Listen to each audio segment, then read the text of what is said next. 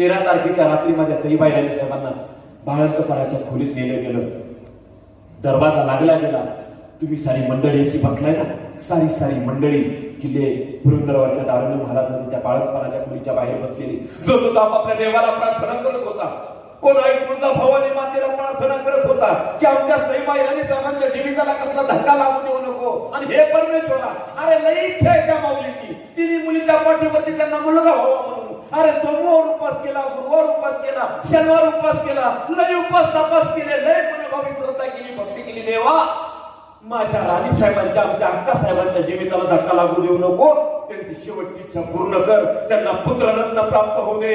कोण पंढरपूरच्या पांडुरंगाला प्रार्थना करतोय, कोण माहुरच्या रेणुकेला प्रार्थना करतोय, कोण जेजुरीच्या खंडेरायाला प्रार्थना करतोय की आमच्या अक्का साहेबांच्या जीविताला धक्का लागू देऊ नको.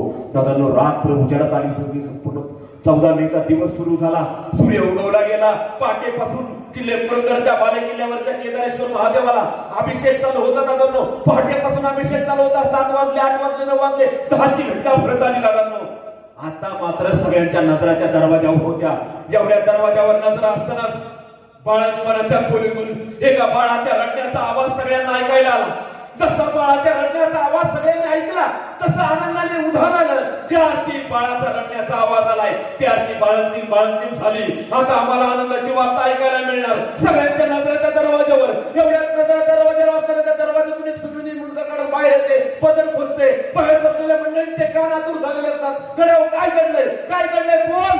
तेवढ्याच ती कुळंबिनी बोलते, ऐकलत का पोचते कुळच्या वंशवळीला कोण फुटलाय. पुत्राविण्या ओक्या वाटलेल्या राणीवासामध्ये जणू गोकुळचा कृष्ण नांदायला आलाय. सईबाई राणे साहेबांना मुलगा झालाय, मुलगा. अरे या नादान महाराष्ट्रातला ढाकला मालक जन्माला आला होता. माझ्या धर्मवीर छत्रपती संभाजीराजांचा जन्म झाला 14 मे 1657, ज्येष्ठ शुद्ध द्वादशी, घटिका 10. दादा, किती आनंद झाला. आनंद सारा जगताला झाला. सगळीकडे आनंदी आनंद. दादांनो, पण दुर्दैवाने दुःखाची घटना अशी, राणी साहेबांना वाटत होतं आमच्या पोटी पुत्ररत्न जन्माला झालाय, फक्त आमच्या पोटी आम्हाला लवकर त्या बाळाला आणून द्यावं. ही दादांनो काळजी माझ्या सईबाई राणी साहेबांना वाटत होती. ऐका, आता आम्ही ज्यांना लेकी बाळी झाल्या, आईचं आई पण ज्याने अनुभवलं त्याला माहिती आहे. दादांनो, ताईंनो, आयांनो, की ज्यावेळी प्रसूती होते, बाळंतीण होतात, आणि कधी वाटतं ते 2 दाऊन बाळाला पुसून कधी माझ्या जवळ देतील आणि कधी मी माझा पाना दूध पाजन